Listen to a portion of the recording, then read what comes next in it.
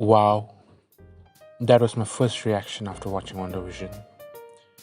I like to believe you can tell by the first shot itself whether you like something or not, whether you want to watch it or just skip over. It's like the cover page of a book, and no matter how much we say we never judge a book by its cover, we always inevitably judge a book by its cover. WandaVision first episode is a mixed bag. From the first shot itself, which is shot in a black and white filter, and because of that, it grabs your attention.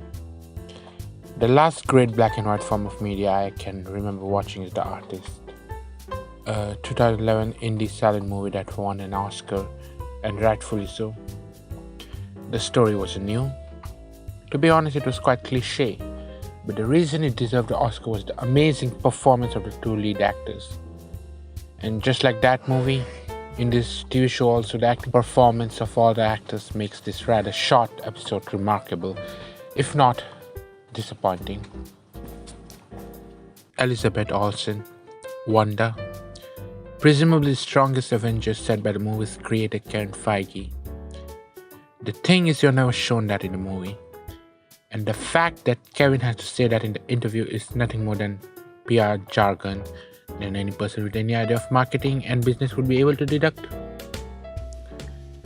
There is one rule in movie business: show, don't tell. We are never shown about Wanda's power at its full capacity or the human behind it, except for a few fight scenes, where she's always using her power to shield herself or to protect someone else. That's lame writing, point blank. And as much as I try to forget the cringy woman empowerment scene at the end of Avengers Endgame, I cannot. I have only one thing left to say.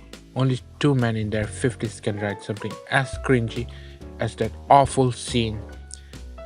Let's move on. Elizabeth, just like her namesake, is breathtaking, marvelous, innocent, and at the same time sinister. When I say Elizabeth Olsen is a force to be reckoned with, I truly mean. It's almost a shame seeing her waste a truly mind-blowing acting talent in the Marvel movies, with no fault of her own. Marvel has a tendency of always making the female lead play second fiddle to the male lead. It's almost as if they don't know how to write a female character at all. Miss Elizabeth Olsen here is a gem. She fills each scene she's in with captivating and assertiveness. It shows you what you can do when you have a good material to work with. Paul Bettany, Vision. Another great part of this duo, WandaVision.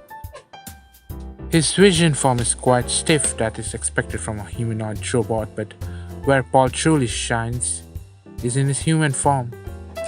He's more human in this Disney Plus series than he ever was in the movies. And lastly, I want to talk about Catherine Hayne. I hope I pronounced her name right. The nosy neighbor. She was amazing. Literally a character actor. There's something weird going on with her, something creepy and unsettling, and she's playing it to the T. I hope she gets more screen time in the coming episodes. The show has a horror vibe to it, but in a comedy, absurd form. And here's the bad part. I did not like the way the episode ended.